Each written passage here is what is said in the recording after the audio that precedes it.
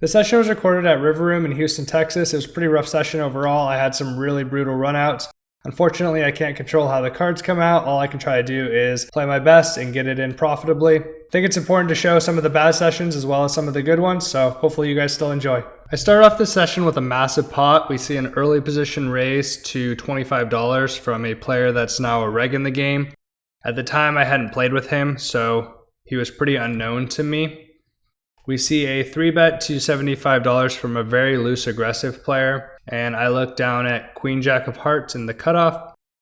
Typically, I'm not going to be playing a flatting strategy here at a very high frequency, but I think specifically versus a player that is very loose and very aggressive and where I get to play in position with a hand that plays decently well multi-way, I think it's fine to do some flatting here. All of us are very deep as well, so the price is relatively good. I make the call and the reg makes the call. We go to the flop with the pot at $235. The flop is the King of Diamonds, 10 of Hearts, 2 of Clubs, giving me the open ender and the backdoor flush draw. It checks to the 3-better and he elects to bet 100 into 235. Although I think this player is very loose and aggressive, I block a lot of the draws. I also think that they have a pretty massive nut advantage in general, even with their wide range, as they have a high frequency of aces and kings and ace-king that I don't have, and they probably have a higher concentration of 10s as well. All of that said, I think that my hand's definitely a pure continue. I can play it as a call or a raise.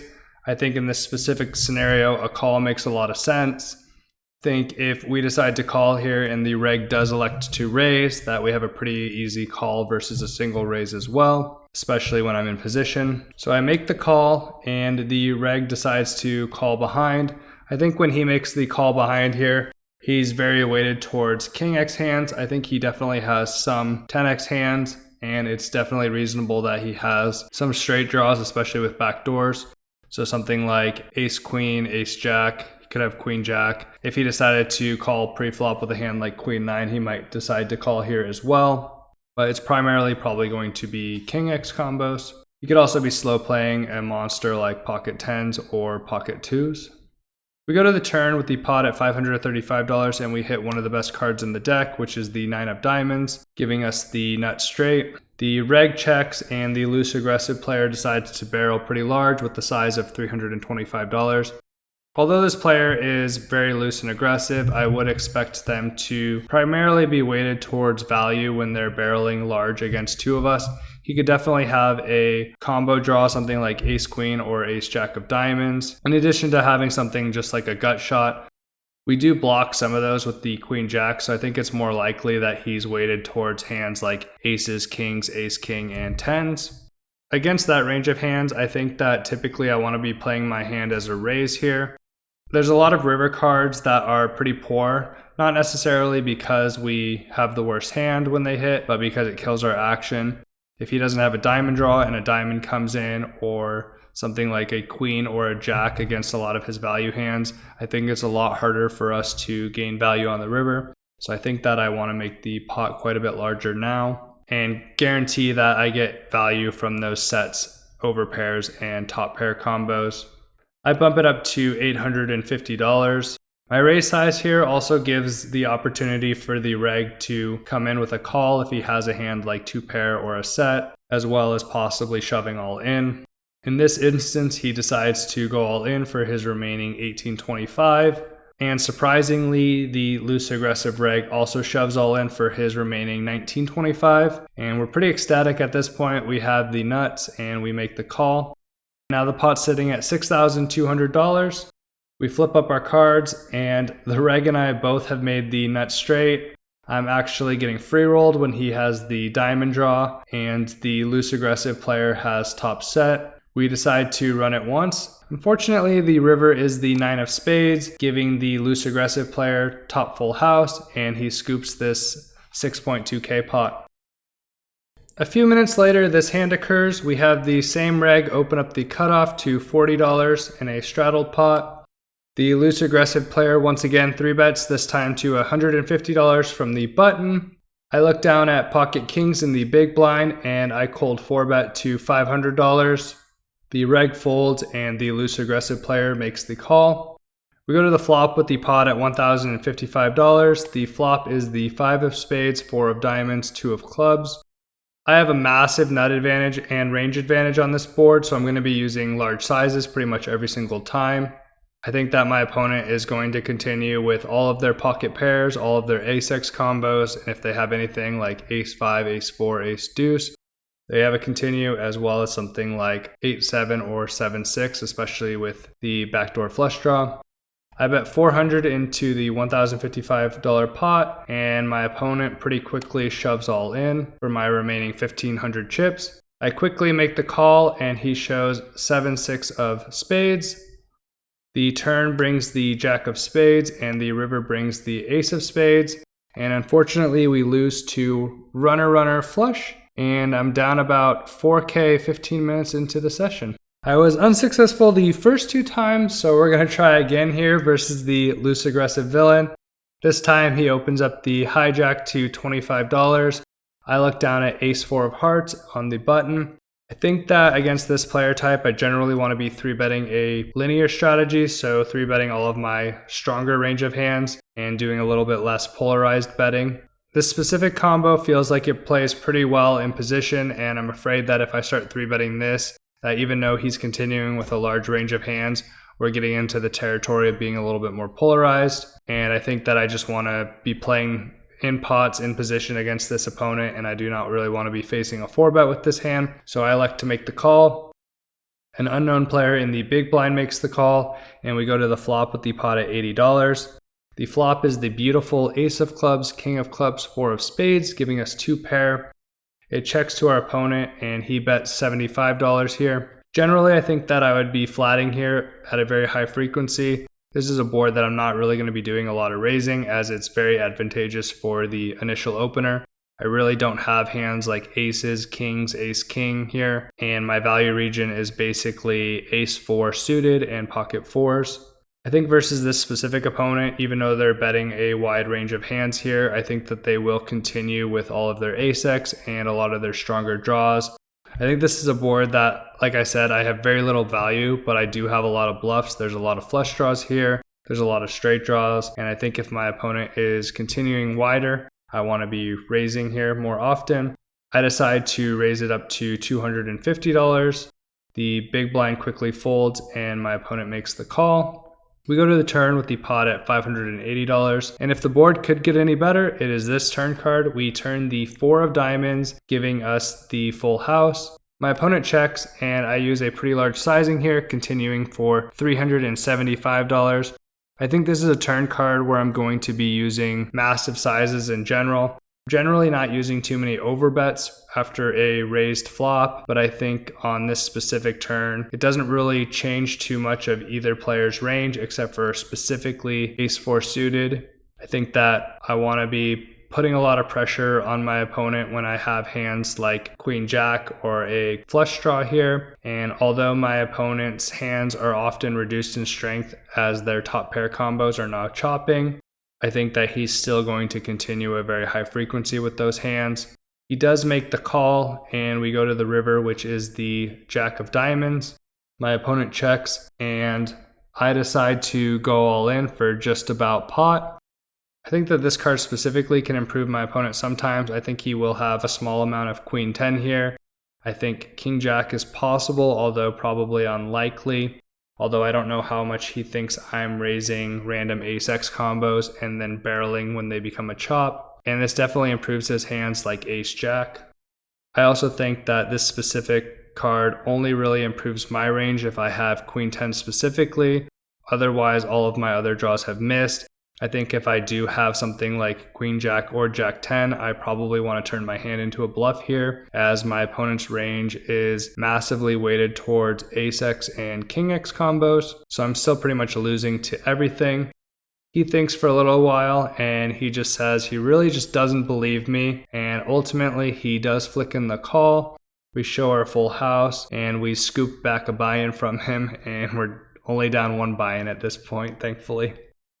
In this hand, we see a straddle, a early position limp, and the hijack opens it up to $50.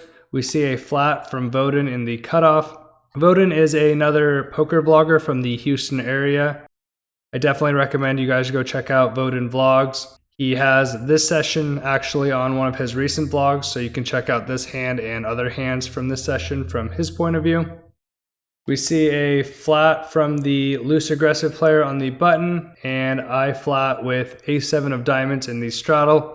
I think this is a hand that plays pretty well multi-way, and when I'm closing the action, I'm pretty much going to be calling this hand every time and not 3-betting. We go to the flop with the pot at $220, and we flop 2 pair on ace of spades, 7 of spades, jack of diamonds. We check and flow, and it checks to Voden, and he elects to bet $120. I would expect Voden to be betting here a high frequency with his broadways, a lot of his stronger ace-x. I could see him betting a small frequency with some of his weaker pairs. I wouldn't expect too much betting with Jack-X combos, as they don't need as much protection, and I would expect something like 8-7 to be betting here more often, especially if he had something like a backdoor flush draw. Obviously that's not possible with my specific hand, but I think that he does have a lot of hands that want to bet here, as a lot of his range is made up of Broadway hands and ace-x, as well as some flush draws. The loose aggressive player decides to raise to 375. We've seen that this player is a very action-heavy player. I think that it's completely reasonable that he has most gut shots here as well as flush draws. I expect him to be raising pretty much all of his value and his combo draws. I think that he definitely could have a hand like pocket sevens here, and he has a high frequency of stuff like ace-jack. I think he probably 3-bets some ace-jack pre, but I think he does have all combos of ace-jack and ace-jack offsuit in some configuration here on the button. I think that my hand can play either as a call or a raise. Definitely going to be raising a slightly higher frequency with the backdoor flush draw, but if I decide to raise, I'm pretty much going with this hand for the most part, being super deep. In this specific scenario versus a player that I think will barrel off a lot and facing a raise already, I think that call makes a little bit more sense here, and I can kind of see what the turn or river are. I think that there's a lot of draws my opponents have. I don't think I'm necessarily pushing them off of that equity, and I think that once I start putting in a ton of money, we're mostly going to be getting called by stronger value hands and those combo draws. This also allows my opponents to come in with weaker hands when I make a call here. So I think in this specific scenario it makes sense, but I think that either play is probably fine. I think versus a slightly tighter opponent, I would want to be doing slightly more raising, as I would expect to get it in more often when they have a strong ace-x combo or a combo draw, where in this specific scenario, I think I want to give my opponent the opportunity to barrel off when their draws miss. I make the call, the reg folds, and Voden makes the call. I think when Voden calls behind here, he usually has a pretty strong ace-x combo. I think it's possible that he has a hand like ace-jack or pocket sevens, although I do think that he raises those at some frequency. I think most of his flush draws are going to be continuing here regardless of their strength. Obviously, he's going to be weighted towards more of the Broadway region, including the Jack-X of spades. But I think at this point, a lot of his hands that are like more protection-y, like something like the 8-7 or 7-6, are going to be folding. We go to the turn with the pot at $1,345, and the turn is the king of spades. One of the worst turn cards in the deck for us, unfortunately, especially versus two opponents. I think it's highly likely that either one of them has a flush draw or has made a straight here. It's also possible that they've made a better two pair if they have a hand like ace-king, although I think that's pretty unlikely, as Voden didn't 3-bet pre-flop and neither did the loose aggressive player on the button. I think we have a pretty clear check here.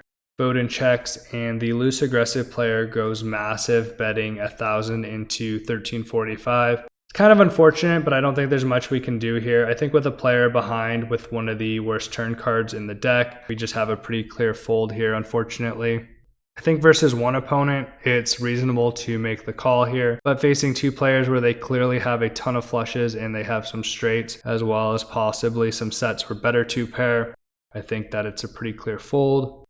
I do make the fold here, and Voden thinks for a little bit, and he makes the call. They're now playing a pot of $3,345. The river is the Jack of Hearts, which would have counterfeited us anyways against most ace-x combos, in addition to being behind everything else, so we're pretty happy with our fold at this point. Voden checks and the loose aggressive player goes all in for Voden's remaining 1575. Voden snaps and he shows king jack offsuit, and the loose aggressive player was bluffing here with 10-9 offsuit. So I actually really like the loose aggressive player's barrel here.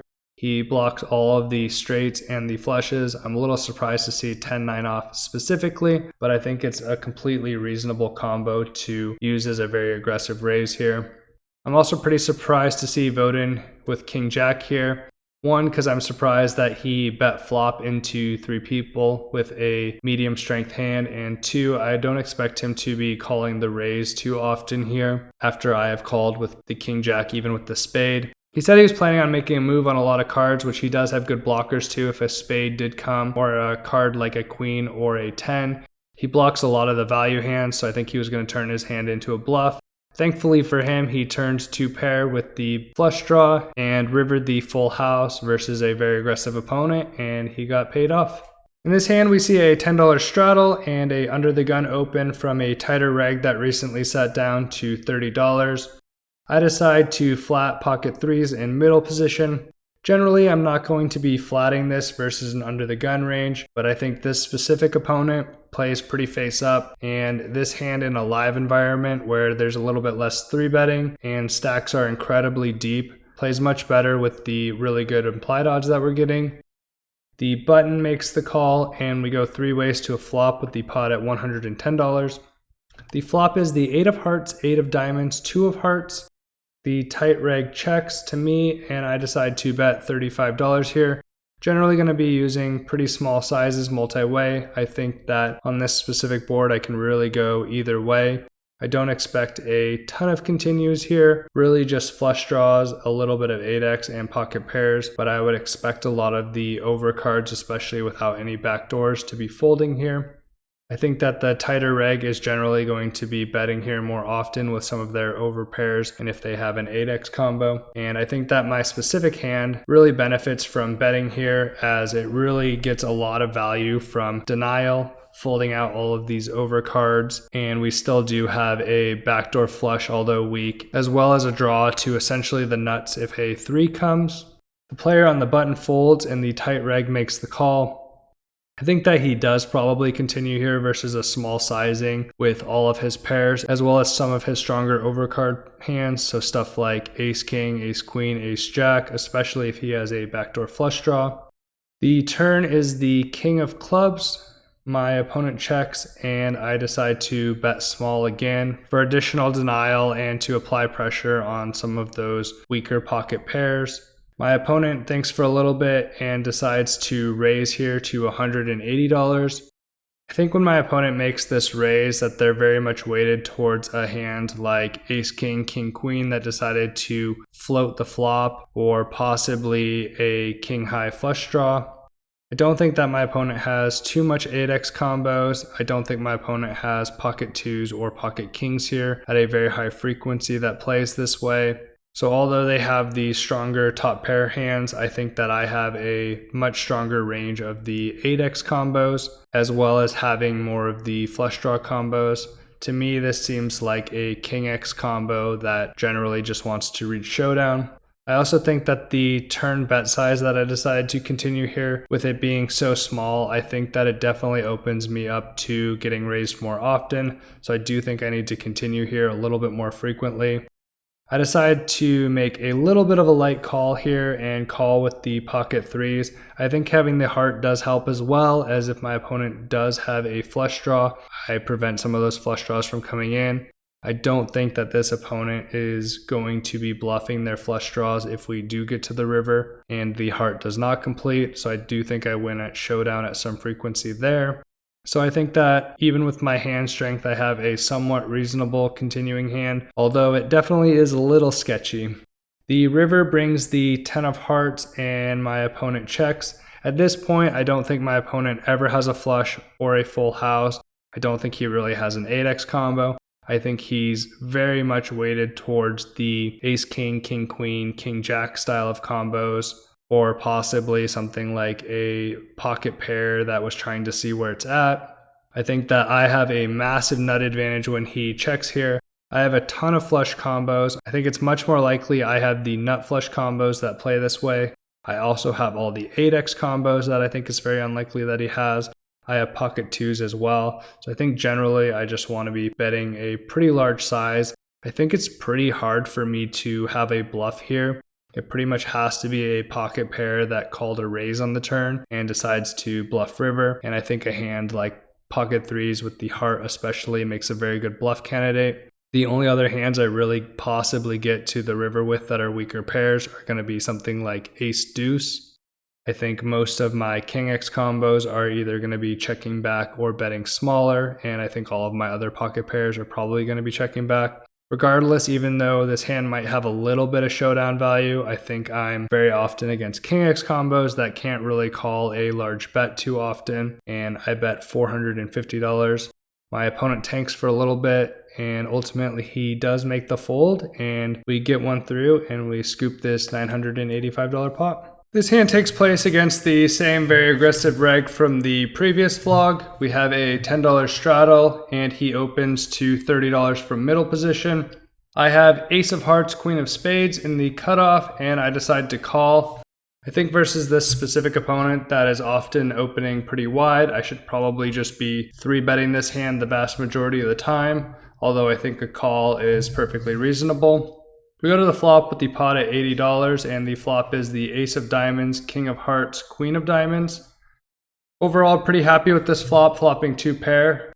My opponent still definitely has a slight nut advantage as he has a little bit more jack 10, as I think he has the offsuit combos that I don't have, in addition to having all of these sets and the ace king. He bets out here pretty large for 55. I think he's doing this with a lot of his smaller pocket pairs as a bluff for denial. I think almost all of his jack x, 10x, and diamond draws are going to be betting here. Honestly, he might just be range betting this board. Versus a range bet, I should probably be raising at a pretty high frequency, but again, because he has a lot of these nut hands that I don't have in my range, I don't think I'm going to be raising this flop very often, especially when I'm in position. Ultimately, I do decide to call here, and we go to the turn with the pot at $190.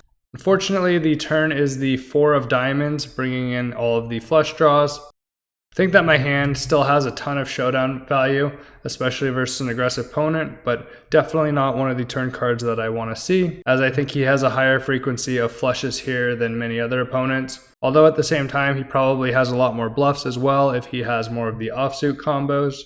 He decides to barrel here pretty large for a sizing of 185. It's a very polarized bet. At this point, I expect him to have 2 pair or better. I think that he could still be value betting pretty large here with a hand like king queen, as I don't really have much better in my range. I realistically have a few combos of ace queen and hands that chop with him. It's possible I have ace 4 suited as well, but I don't think I ever have pocket 4s. Outside of that, he has a bunch of other value in terms of flush draws and jack 10 for the straight. His bluffs are mostly going to be weaker pocket pairs that he decides to barrel. Generally, I would expect him to have a diamond so that he has a little bit of backup equity versus my ace-x combos and some of my 2-pair combos. I think that this specific player would probably be barreling with a decent amount of his king of diamonds combo, so I would expect him to be going pretty wide with something like king jack, king 10, possibly king 9 offsuit here. I also think that any jack x or 10x in his range is going to be barreling here. I don't expect him to have too much jack x or 10x without a pair. It's really going to be something like jack 9 or 10 9. I would expect most of his queen jack style of hands to probably check here and definitely not use this large sizing. Facing this large bet, I really don't think I can profitably raise here, and I think I pretty much just have a pure call. I put in the chips and we go to the river with the pot at $560, and unfortunately the river is another bad card with the king of spades, making it so that now I am chopping with most of his ace-x combos. It does reduce some of the full houses that he has, but I think this is a small portion of his overall value range. He thinks for a little bit and he decides to bet large here again. I think at this point I can probably contemplate folding, although I block some of his full houses here, and like I said, they're reduced. He does still have a lot of flushes. I don't have a diamond in my hand, and he still has jack 10 for a straight. It's hard to think of too many natural bluffs here from most opponents unless he is turning a hand like a weaker pair with a diamond into a bluff or something like queen jack. He's going to have some missed straight draws, but I think normally facing this bet versus a standard opponent, I can probably just fold here. In this specific scenario, I know that this player has a high propensity to bluff, so I decided to bluff catch slightly wider, and I do make the call. And unfortunately, he flips over Jack 10 of hearts for the flopped straight, and he got 3 streets of value. In hindsight, I'm actually pretty happy with this board. I think I lose a lot more if this board runs out relatively dry and he uses larger sizes. In the final notable hand of the night, I look down at ace queen offsuit again. We have a early position limp and I open it to $25 from middle position. We see a flat from a very tight player on the button and we go heads up to the flop with the pot at $65. The flop is the queen of spades, queen of clubs, 8 of spades, giving me top trips. Generally, when I'm opening up from a middle or later position and I'm facing a flat on the button, I'm going to do a lot of checking and be playing my hand aggressively as a check raise if I want to put more money in. In this specific scenario, that was my plan. So I do decide to check here. I think that it's perfectly reasonable for me to continue here for a small or a large sizing. My opponent thinks for a little bit and checks back. At this point, when he checks back, I think he's weighted towards mostly air and weaker pairs that have showdown value but don't really want to bloat the pot, something like 6s, 7s, possibly 9s, 9-8. The turn brings a second 8 with the 8 of diamonds, and at this point I think I'm so far ahead of my opponent that I want to check again. I don't think that this opponent is necessarily bluffing at a very high frequency, but if they do have a flush draw or a straight draw or any other type of air, or possibly a weaker pocket pair that got counterfeited, I think I want to give them room to bluff. I think it's very hard for me to get value from worse here, especially when I have the ace, as a lot of the hands that are going to call me have to be something like ace high or possibly something like 9s. It's definitely reasonable. He has a 8x combo here as well, and I think I get value from an 8x combo regardless if I check or not, because I think that he should be betting if I check to him. I check and he puts out a pretty small bet of $30 into 65. And again, I think I just want to play my hand more as like a trap and call here. I think by raising, I let him get away with his bluffs, which I'm hoping that he barrels on the river. We go to the river with the pot at $125 and the river is the 9 of clubs. I check and my opponent bets $275. I'm surprised to see him overbet here, but I think he would be doing this with all of his queen X. I don't know if he's going to be doing this too much with his 8x combos. I could see him doing this with a lot of bluffs, even if he's on the tighter side. He could have something like pocket 9s possibly as well. Regardless, I think I have a pretty clear raise here, even facing an overbet. Realistically, the only hands that beat me are queen 9 of diamonds and pocket 8s. This specific opponent, I don't expect to have the queen 9 of diamonds, so I essentially have the nuts here. I expect to generally be chopping when I raise here, but I think that my hand has too much value to really just be calling here, even facing an overbet. I decide to shove for 1130 and he quickly calls, and at this point I'm generally expecting to chop. Unfortunately, he puts his hand face up and he has the 8 of hearts, 8 of clubs for the turned quads versus my full house. And at this point, I'm just fortunate that he didn't have a very deep stack because I would have lost a lot in this spot. Not how we wanted to end the session, but it is what it is. Unfortunately, I lost about $3,700 this session. There's some pretty brutal runouts, but there was definitely a couple spots that I could have played better. I'm going to keep working on my game and hopefully improve, and next session will go better. As always, I appreciate your guys' support. Please like and subscribe, and I'll see you guys in a few weeks.